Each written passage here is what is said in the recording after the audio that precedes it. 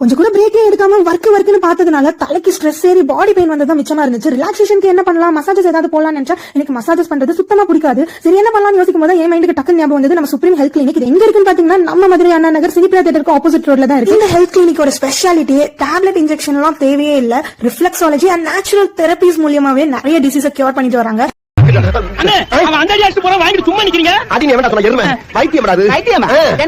Urotherapy is a pressure therapy because nowadays people don't like oil massage. Too much body pain, too much stress in the body.